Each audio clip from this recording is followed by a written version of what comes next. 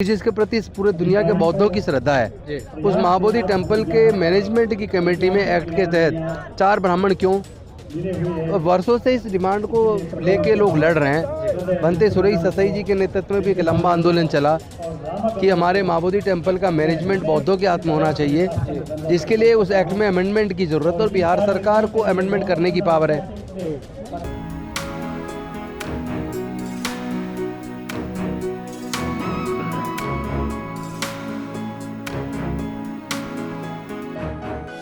इस वक्त हम पटना में हैं और पटना में बौद्धिस्ट समाज के जो तमाम लोग हैं वो आज इकट्ठा हुए हैं और हमारे साथ बात करने के लिए पूर्व मंत्री राजेंद्र पाल गौतम है। सर, आज पटना पहुंचे हैं, क्या वजह है? वजह एक ही है कि जो महाबोधि टेम्पल है जी, उसका जो मैनेजमेंट है, उस मैनेजमेंट में उस एक्ट के तहत जी, जो महाबोधि टेम्पल मैनेजमेंट कमेटी का जो एक्ट है, जी, उस एक्ट में उसके टोटल 9 सदस्य हैं, जिसमें 4 बौद्ध और 4 ब्राह्मण, और उसका जो चेयरमैन होता है वो डीएम होता है। तो हमने पूरे दुनिया में आज तक कहीं किसी के धार्मिक स्थल की मैनेजमेंट कमेटी में उस धर्म से अलग किसी धर्म के व्यक्ति को नहीं देखा। अगर कोई चर्च है तो उसमें सारे क्रिश्चियन लोग ही उसका मैनेजमेंट देखते हैं, अगर कोई मस्जिद है तो मुस्लिम लोग ही उसका मैनेजमेंट देखते हैं, अगर कोई सिख है तो गुरुद्वारा है तो उसका भी सिख ही लोग देखते हैं। इसी तरह हिंदुओं के मंदिर का मैनेजमेंट भी हिंदू लोग देखते हैं। और लेकिन हम देख रहे हैं कि भारत में जहाँ से बुद्ध को ज्ञान की प्राप्ति हुई और पूरी दुनिया को शांति, मानवता का, समता, स्वतंत्रता, बंधुता और न्याय का संदेश दिया, उस स्थल पर जिसके प्रति इस पूरे दुनिया के बौद्धों की श्रद्धा है, उस महाबोधि टेम्पल के मैनेजमेंट की कमेटी में एक्ट के तहत 4 ब्राह्मण क्यों? और वर्षों से इस डिमांड को लेके लोग लड़ रहे हैं। भंते सुरेश ससाई जी के नेतृत्व में भी एक लंबा आंदोलन चला कि हमारे महाबोधि टेम्पल का मैनेजमेंट बौद्धों के हाथ में होना चाहिए, जिसके लिए उस एक्ट में अमेंडमेंट की ज़रूरत है और बिहार सरकार को अमेंडमेंट करने की पावर है।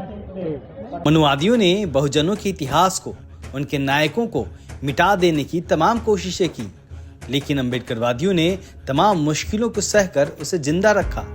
बहुजन कैलेंडर 2025 के जरिए हमने भी बहुजनों के संघर्ष और इतिहास को सहेजने का काम किया है, क्योंकि कैलेंडर सिर्फ तारीख नहीं बताते, इतिहास भी बताते हैं। तो आज ही ऑर्डर करिए 2025 का बहुजन कैलेंडर। बुकिंग शुरू है। ऑर्डर देने के लिए व्हाट्सएप नंबर 9711 666 056 पर मैसेज करें या dalitdastak@gmail.com पर ईमेल करें। तो समय समय पे इस मांग को लेकर बड़े बड़े प्रदर्शन हुए। आज से फिर शुरुआत हो रही है। अब आने वाले समय में इस आंदोलन को राष्ट्रव्यापी आंदोलन बनाया जाएगा और भारत के नहीं दुनिया के बाकी बौद्धों से जुड़ेंगे, और तब तक ये आंदोलन जारी रहेगा जब तक इस एक्ट में अमेंडमेंट करके पूरी तरह से मैनेजमेंट यानी कि महाबोधि टेम्पल का संचालन बौद्धों के हाथ में नहीं आ जाता। अच्छा, आपने जो आरोप लगाया है, आखिर क्यों वहाँ ये सब हो रहा है? नहीं, एक ही बात है, चूँकि पूरे विदेशों से, पूरी दुनिया से बौद्ध लोग आते हैं और डोनेशन भी देते हैं।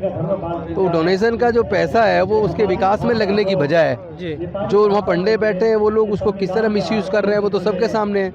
वरना दुनिया का इतना बड़ा आस्था का केंद्र और वहाँ जो विकास होना चाहिए था, क्या वो विकास हुआ है? नहीं हुआ है।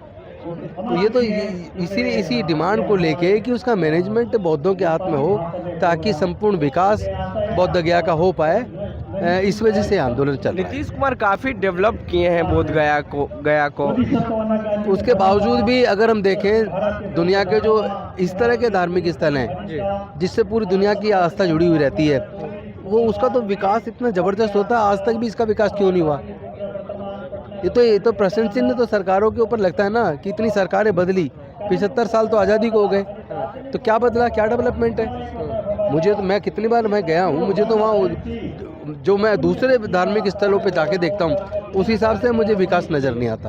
आपने आरोप लगाया कि मनुवादियों का कब्जा हो गया है। आरोप नहीं लगाया, सच है, ये तो सच है, इसमें आरोप क्या लगाना है ही कब्जा।